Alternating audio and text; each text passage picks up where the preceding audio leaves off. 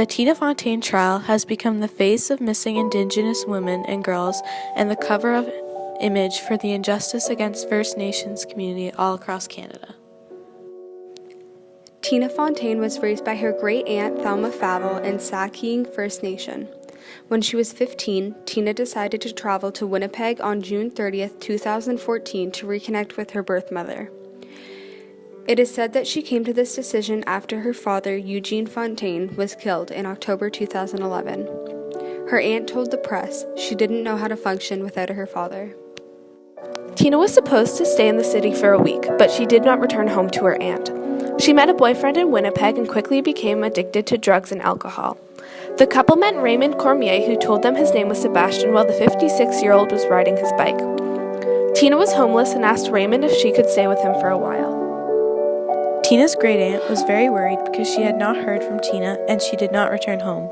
Thelma called Family and Child Services, who then began to look for the missing teenager. Tina's boyfriend returned home, so she went to Cormier for comfort. Cormier then revealed his intentions, and authorities say he started a sexual relationship with the minor. Tina Fontaine continued to stay with Cormier because she felt she had nowhere else to go. One night, Tina found out that Cormier had sold her bike for drugs and became very angry. She stormed out to call 911 to report a stolen truck Cormier had in his possession. 911, what's the address of the emergency? Hey, I'd like to report a blue truck that was stolen earlier today. Okay, and do you know who stole it? This guy named Sebastian. Is it your truck? What? Is it your truck? No, he's my friend and he stole it earlier today. Okay, you need to call the... Tina was found on August 8 by Constables Cornelius Brock Jensen and Craig Houle after she and her male friend had been pulled over by the police. After she identified herself as Tina Fontaine, the officers let her go despite the missing persons report. Child Services found Tina after she was spotted sleeping behind a truck on a university campus. She was then taken to a hospital for examination. When she was discharged from the hospital, a social worker sent Tina to a hotel. Later that night, Tina left the hotel and did not return. On August 17, 2014, Tina's 74-pound malnourished body was pulled from the Red River wrapped in a duvet cover, knotted twice, and had been held down by multiple rocks. A month after Tina's body had been found, an inmate told the police working the Tina Fontaine case to speak to Raymond Cormier. October 1, 2014, Raymond was charged with Tina's murder. He did not admit to murdering her, however, he was kept in custody until June 2015. Once Raymond Cormier was released, the Winnipeg police wiretapped Raymond's apartment and listened to him for the next 6 months. Several times in the recording, he is heard talking about Tina and why she got killed. Cormier has a lengthy criminal record with over 92 convictions. However, he was not convicted of the murder of 15-year-old Tina Fontaine from Sakeeng First Nation.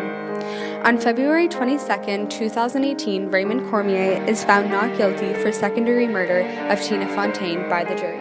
An injustice done to our people again today. I just hope that people that are watching worldwide see what we have to deal with every day. The injustice of the trial sparked conversation about the mistreatment and injustice faced by the Indigenous community. Just a couple of days after Cormier is found not guilty, hundreds of people peacefully walked the Calgary streets in a demonstration demanding equal treatment for Indigenous people in Canada. The Tina Fontaine trial has many similarities to the Tom Robinson trial in Harper Lee's To Kill a Mockingbird.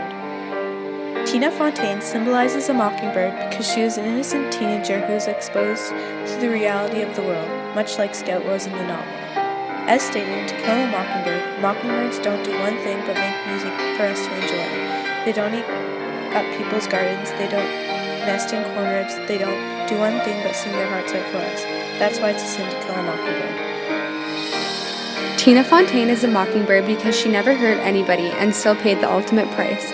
Raymond Cormier shot a mockingbird, and the jury let him get away with it. The Tom Robinson trial was similar to the Tina Fontaine trial because both men were accused of doing something unforgivable to young girls.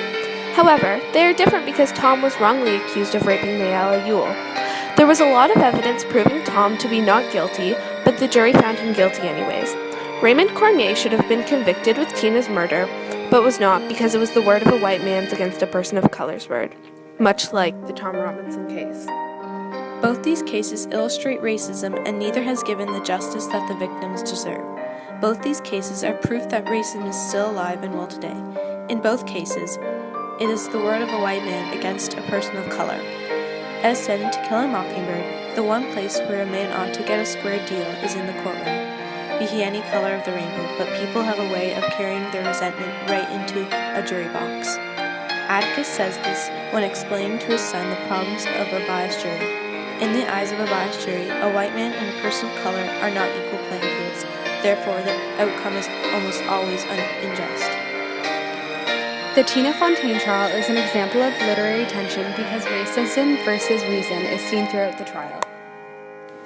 Many themes from To Kill a Mockingbird are relevant to the Tina Fontaine trial.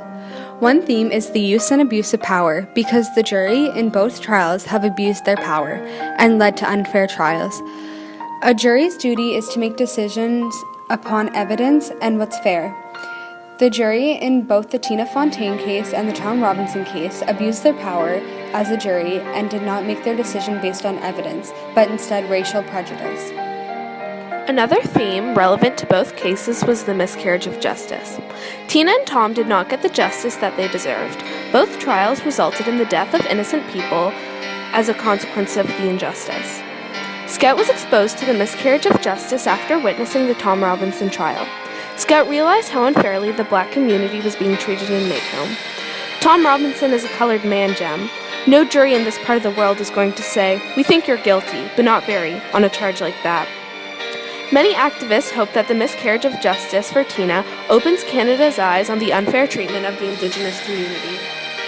The last theme found in both cases was courage and cowardice in the community. In Tina's case, the Indigenous people of the community have created a movement for all Indigenous women, and this shows courage instead of the cowardice that the jury is showing by miscarrying justice. Similarly, the jury in the Tom Robinson trial also shows cowardice, whereas Atticus demonstrates courage by standing up for what is right, as opposed to what he was taught.